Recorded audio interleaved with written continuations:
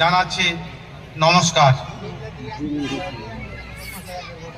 আপনাদের নির্বাচনে আজকে যে জনসভা, সেই জনসভায় আপনারা সমবেতভাবে এবং একত্রিত হয়ে এই যে সভাকে স্বতঃস্ফূর্তভাবে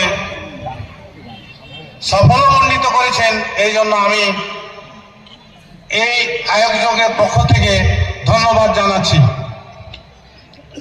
আমি আমার সম্প্রদায়ের পক্ষ থেকে আপনাদেরকে দুটি কথা বলবো, যেহেতু টাইম সংকীর্ণতার জন্য আমাকে দু একটি কথা বলে শেষ করতে হবে।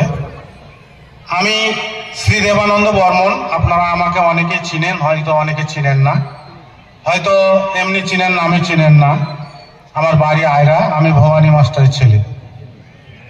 যাই হোক, আমি আওয়ামী লীগের একজন কর্মী।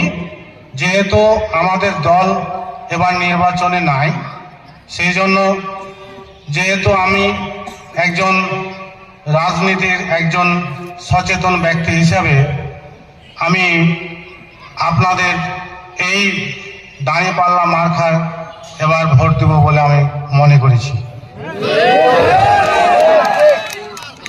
ঠিক আছে, আপনারা সবাই সমবেতভাবে দাঁড়িপাল্লা মার্কায় ভোট দিবেন, এই বলে আমি আমার সংক্ষিপ্ত বক্তব্য শেষ করছি।